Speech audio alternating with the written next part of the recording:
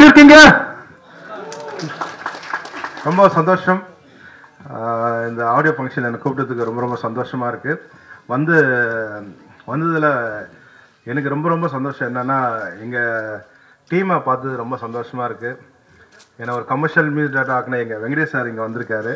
ரொம்ப சந்தோஷம் சார் உங்களை பார்த்ததில். வீரமணி தாசன் வந்திருக்காரு, ரொம்ப சந்தோஷம். கஸ்தூராஜா சார், மாஸ்டர், அப்புறம் என்னோட போங்கி ஹீரோ நட்டி சார். இல்லை போங்கி ஹீரோனா நம்ம படம் வருது இப்போ போங்குன்ட்டு, ஸோ அதனால். அப்புறம் காதல் சுகுமார் சார், என்ன இல்லை இல்லை. ஸோ வந்ததில் ரொம்ப சந்தோஷமாக இருக்குது. இந்த படம் மியூசிக் டைரக்டர் கேட்டேன், எங்கன்னே தெரியலன்னாங்க. எல்லாம் எங்கே இருக்காரு? உடம்பு சரி இல்லையா? என்ன ஆச்சு? அப்படியா?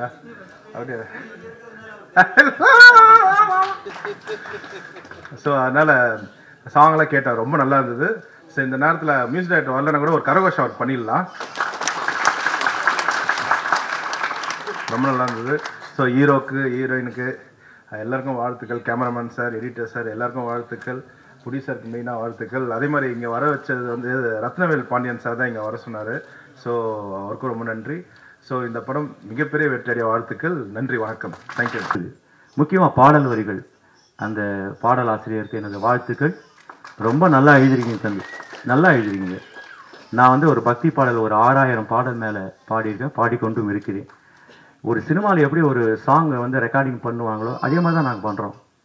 ட்ராக் போட்டு முதல்ல நாங்கள் டம்மி லிரிக்ஸ் பாடி, அதுக்கப்புறம் வந்து ஒவ்வொரு ரிதம் செக்ஷனும் மிக்ஸ் பண்ணிட்டு, அப்புறம் லீட் செக்ஷன்லாம் மிக்ஸ் பண்ணிவிட்டு, அப்புறம் வாய்ஸு மெயின் வாய்ஸ் பாட வச்சு, அப்புறம் கோரஸ் பாட வச்சு, அப்புறம் 2 ட்ராக் பண்ணி.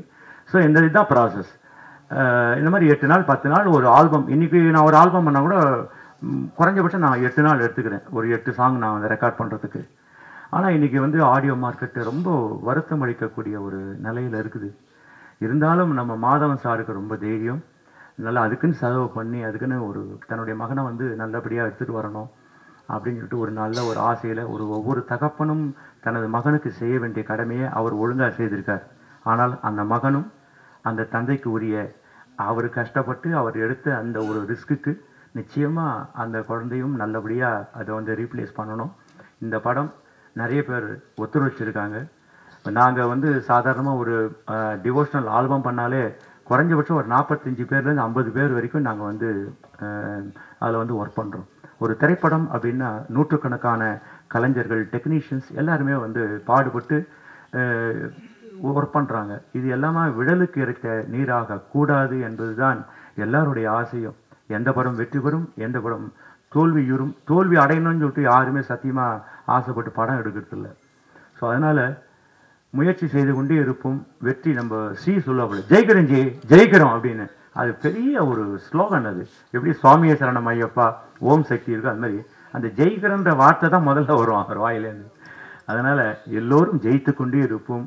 எல்லாம் வல்ல இறைவன் இந்த படத்தை சேர்ந்த அத்தனை டெக்னீஷியர்களுக்கும் நல்ல ஒரு அனுகிரகத்தை பண்ணணும். நல்ல இந்த படம் ஓடி நல்ல வெற்றி அடைந்து தயாரிப்பாளர்களுக்கு லாபம் கிடைக்கவில்லை என்றாலும் போட்ட செலவு பண்ண பணமாவது திருப்பி வரணும். அதுதான் இன்றைக்கு இருக்கிற சூழ்நிலை ரொம்ப முக்கியமான ஒரு விஷயம் என்று சொல்லி, நட்டி சார் ரொம்ப பிரமாதப்படுத்துறீங்க. சதுரங்க வேட்டை 1 ரொம்ப ரொம்ப சந்தோஷம். நீங்கள் எப்படி இவ்வளோ தமிழ், ஏன் சார் ஹிந்தியிலே ரொம்ப நாள் அங்கேயே குப்பை கொட்டிட்டீங்க, இப்படி வந்து 3 சுழி இதில் 2 சுழி போட்டுக்காங்க. அதுதான் வாழ்க தமிழ்.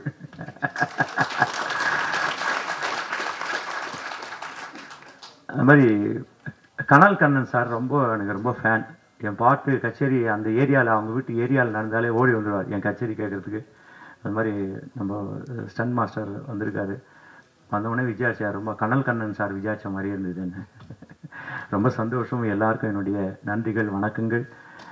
வெங்கடேஷ் சார், நான் வந்து நம்பியார் சாமி வில்லனாக நடிக்கும்போது எவ்வளோ அந்த கேரக்டர் மேலே ரொம்ப வெறுப்பு இருந்ததோ, இந்த அங்காடி தெரு ஒரு படம் பார்த்தோன்னா ரொம்ப காண்டாயிட்டேன் நான்.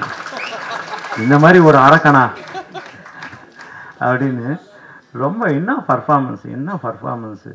நான் வந்து சாமி பாட்டு பாடினா கூட அப்டேட்டில் இருக்குவேன். இன்றைக்கி ஹிட்டான சாங்லாம் நான் பாடட்டுமா, அது வேற ஒரு மேடை இருக்குது, அதுக்கு வச்சுக்கிறேன். இருந்தாலும் என்னை ஒதுக்கிடாதுங்க.